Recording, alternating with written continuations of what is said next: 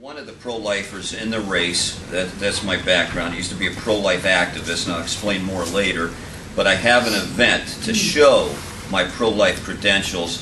One of the legends of the pro-life movement, Randall Terry. I don't know if you've ever seen or heard of Randall Terry, Christian leader, pro-life leader. I used to blockade abortion clinics with Randall around the country. Randall Terry's been to jail at least 100 times for trying to bring down, stop abortion. And I was a part of that movement from 1988 till 1993. If you want to know how pro-life I am, how committed to the cause I am, I have sacrificed my life. I've been to jail for my beliefs. Randall Terry is to the pro-life movement what Martin Luther King Jr. Was the civil rights movement. He's coming in Saturday, February 20th at 7 p.m.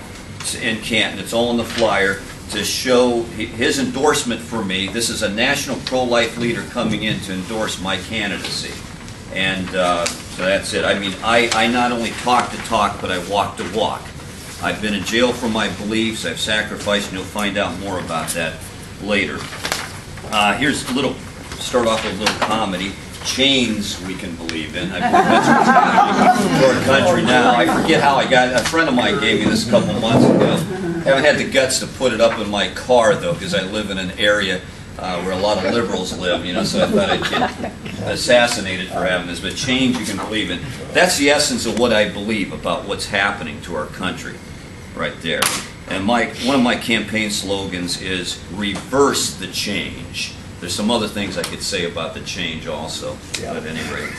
And by the way, Sarah Palin's line at the Tea Party conference the other day when she said, how's that hope and change going for you? I've actually been saying that for 5 or 6 months out there, so I was a little upset she stole my line there. But, and by the way, no notes on my palms of my hands. But, you know.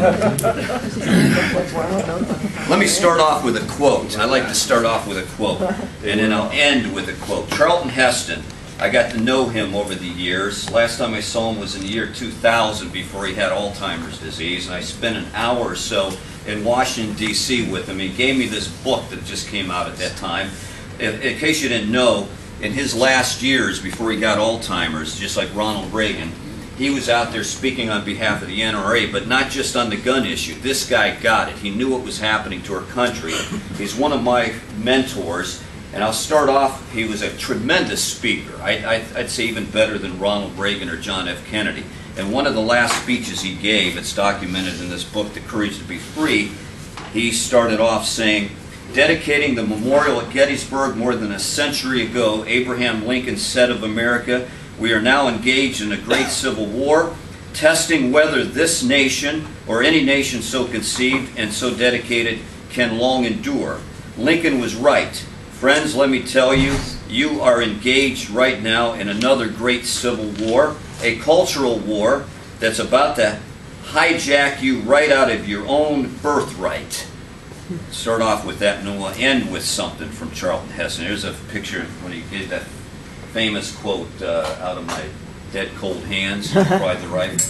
So at any rate, he was saying these kind of things back in the late 1990s. I think it's more relevant than what he said back then now. My campaign is about reversing the change that's been inflicted upon us the past year or so by the communists in the White House. And yes, I call him a communist. I'm the only candidate for Congress in this district.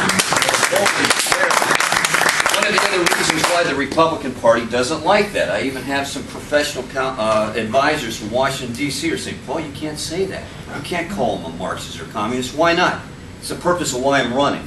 Little background. You know, I don't like to talk about myself, but you need to know my credentials because there's a couple other men in the race, one of them from this area, a good man, I know him, a good Christian man, but I want you to know there's one thing that differentiates me from that other person from this area, is my experience. Not only am I as conservative as you can get, but I've had over 20 years experience in Washington, D.C. lobbying against big government on defense, foreign policy, and intelligence issues. Again, I don't want to belabor the point, but you need to know some of this information. I'd rather just talk about the issues. But my claim to fame, in case you didn't know, was this book here. Remember, the liberals used to call it that damn book back in '04, Unfit for Command, the book that brought down John Kerry's presidential ambitions. I was the literary agent for this book.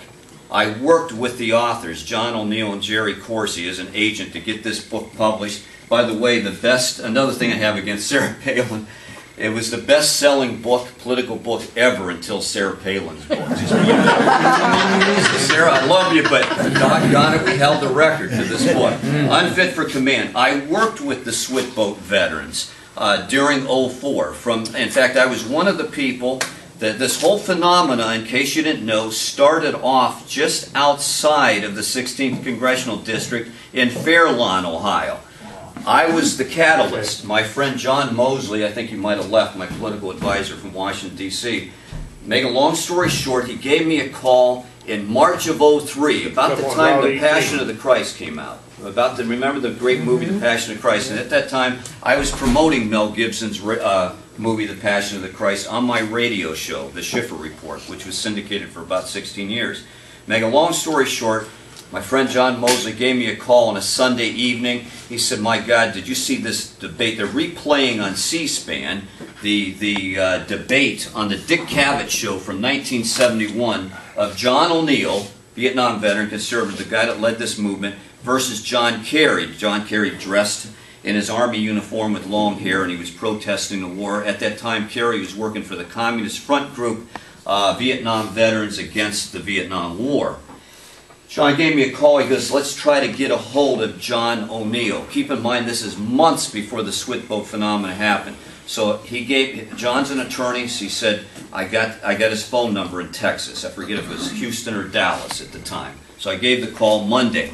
We had expected he had already been flooded with calls. John O'Neill answered the phone, talked to me for about an hour. He goes, "Mr. Schiffer, what do you do for a living?" I said, "Talk radio." He goes, "I've been thinking about putting together an organization to go after John Kerry, but haven't given it much thought." He said, "A good friend of mine, Jerry Corsi," who's heard the name Jerry Corsi, best-selling author, co-author of Unfit for Command. His newest best-selling book is American for Sale. Never heard of Jerry. I said, "Where's Jerry live?" He said, in New Jersey, but from time to time he's in Cleveland because he was born and raised in Cleveland, Ohio. So I gave Jerry Corsi a call. Our friendship started 3 days later. He came to Fairlawn, to the Holiday Inn there, and we met and had a pivotal meeting for 2 hours, just me and Jerry Corsi, conference calling with John O'Neill about how we were going to stop John Kerry. So little old Paul Schiffer from Canton, Ohio, meeting with these principals. They gave me the privilege of working with them from the bottom up, and we created the Switboat Veterans. He called up all of his old Vietnam veterans, everyone that he knew hated John Kerry, and you know the rest of the story, I think. I spent that whole year, up until the elections, working with these great guys. It's all documented, by the way, in this book, to set the record straight, how Switboat veterans, POWs, and the new media, which was me at the time, defeated John Kerry. That's my claim to fame. Unfortunately, not a lot of people know this, and I'm making it clear here today because some people say, "Well, Paul, you've never been elected to U.S. Congress, you've never been elected to anything." But I say that's not relevant, because to be a U.S. Congressman in these days, you don't need to run a business, you don't have to have been elected. What you do need to know is how you're going to vote to stop this change that's been inflicted upon us. I know how I'll vote. Conservative all the way down, according to the U.S. Constitution. That's all you need to know about me and the fact that I am experienced in Washington, D.C. I've walked the halls of Congress. I've worked with a number of congressmen that you probably remember their names. Former Congressman Bob Barr, former Congressman Bob Dornan, B1 Bob they called him. Pat Buchanan's a good friend of mine. He's endorsed my candidacy. Doesn't mean I believe everything Pat believes and vice versa. I have some problems with this stand on Israel. Yeah. The bottom line is, look, you've got a guy here that wants to serve you in the halls of Congress, who's been endorsed by Pat Buchanan, endorsed by John O'Neill and the Switboat Veterans. By the way, they're going to come in to rally for my cause and help me get into the U.S. Congress. I've been endorsed by Jerry Corsi. I've been endorsed by quite a few other conservative leaders you may or may not have heard of.